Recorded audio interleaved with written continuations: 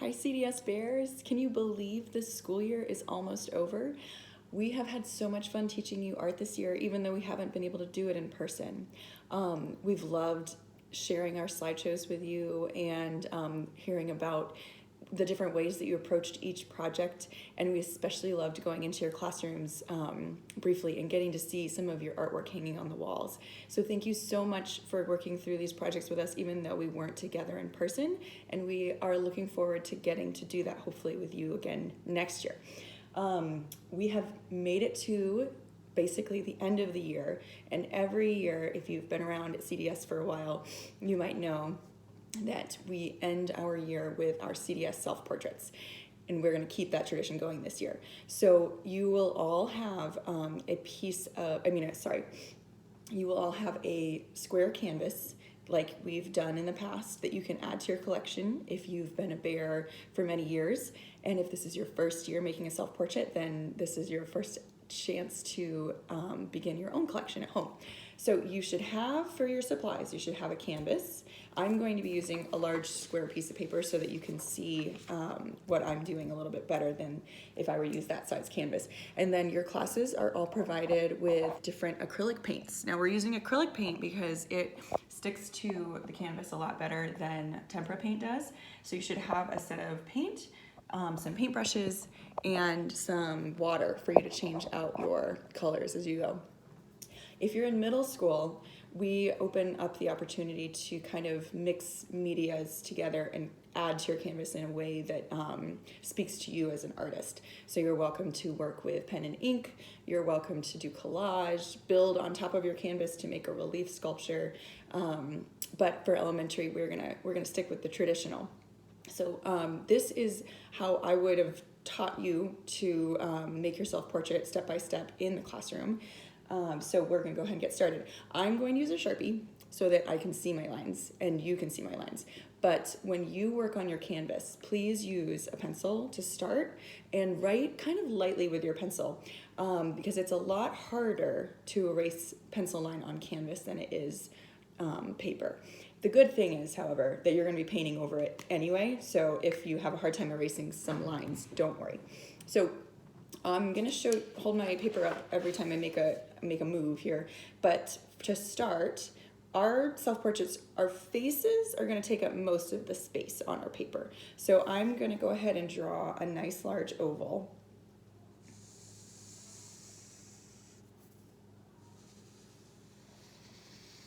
That's gonna fill most of my space. Okay. Do you see the size of that compared to my paper? All right. Now from there, I like to draw some guiding lines for where I'm gonna place my facial features. If you remember, we did a lesson on portraits earlier in the year and we went step by step through that too. So if you wanna go back to that lesson and take a look at that slideshow, that's another way to find this step by step. But I'm gonna draw a dotted line. Now in pencil, you'd be able to erase this. I'm gonna draw a dotted line down the center of my oval vertically, and then another one that goes across the front. This is going to be a little curved, and that just helps show the contour of the face. Okay, all right. Now, I'm gonna start to add the eyes next. Our eyes are not perfectly round. They have a sort of oval shape to them, so almost like a football. So I'm gonna draw the top of each oval on the top of my horizontal line, like this. And then I'll mimic that on the bottom.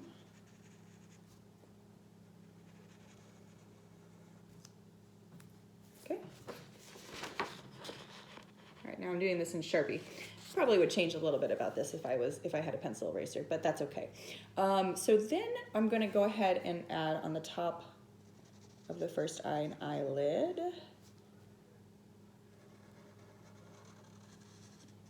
There. Okay. Now, if you can see from your distanced places across the room, and look at other people's eyes, you'll notice that the eyelid actually covers up part of that round iris part of your eye. It's not just a perfect circle in the middle, but actually the lids cover up the top and bottom of that circle, unless you're really surprised and then you open your eyes wide. So when I add in my iris, the colored part in your eye, I'm going to make sure that the top of that circle and the bottom of that circle are sort of covered up by my eyelids. And I'll do the same on the other side. And then I will add in my pupil. So that's the black center of the iris. And you know your personality. If you want to have yourself looking more surprised or looking off to the side or whatever you think would best represent yourself, draw your eyes that way, okay? So now I'm going to add in my nose. And to do that, I'm going to do 2 curved lines going down right in between my eyes on either side of my vertical line, just like that. And below that, I'll draw the little bump on your nose there. And then 2 nostrils on either side. Okay. Now, I'm gonna actually add my eyebrows next. And if you go ahead and rub the edges of your nose as best you can around your masks and go all the way up, you'll see that they lead you right to where your eyebrows are. So I'm going to use this line. I'm not gonna connect to it, but I'm gonna use that line to show me where I wanna start my eyebrow. And I like to draw my eyebrows a little brushy because they're hair, right? So there's one.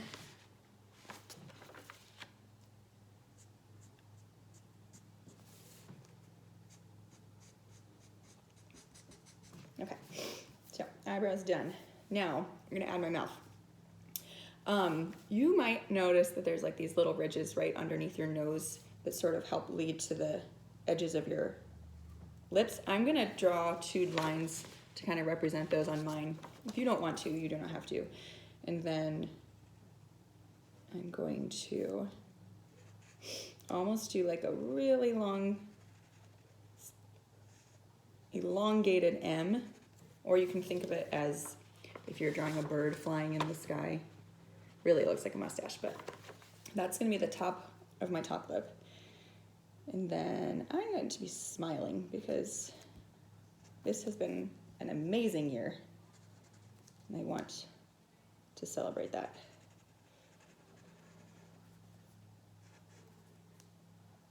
So my bottom lip is gonna start to show the shape I want it to. And then right in the middle,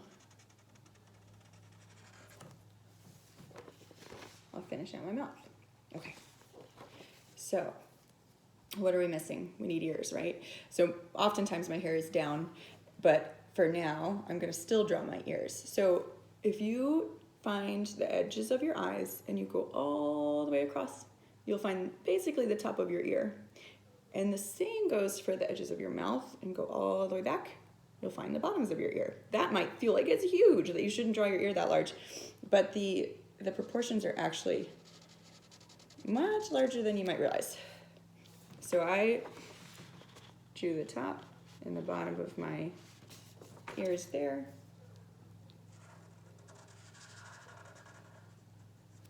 And then again on the other side.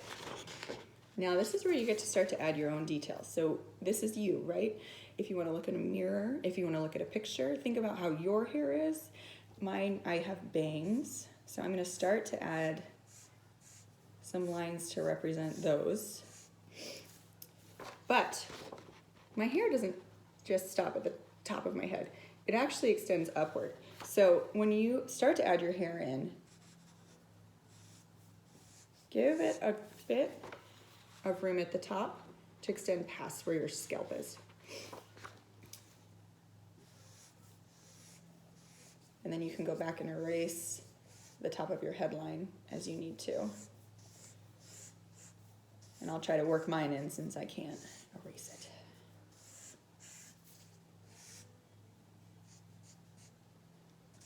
Continue my bangs. See how it's taking shape. I'm gonna, even though my hair's not down now, I'm gonna pretend like it is. Okay. Now I'm going to add in my neck.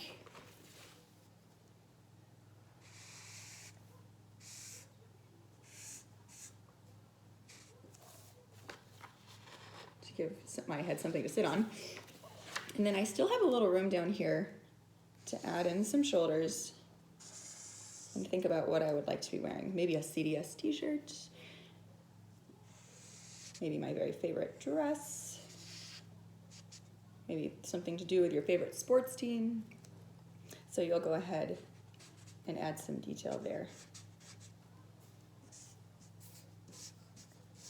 And that is basically how you get through the pencil part of this project. I would go back in and erase those lines down the front and across, but I can't. Then you'll use the paint that we have to mix the colors that fit best for you. You'll use paper plate to kind of mix those together. Don't use too much paint at once so that we don't waste it. And then in the background, you can pick whatever color you want to maybe it's your favorite color, or you can even draw in some small details about some of your favorite things, maybe some of your favorite things from this year specifically. But really take your time on these. We're starting this project now so that you can work on them every week throughout the rest of the year. And we hope that when you have some finished products that you can send some pictures to us, and we'd love to see them. Way to go, artists. We're proud of you. We can't wait to teach you in person, and we can't wait to continue to inspire you to create art. Good job.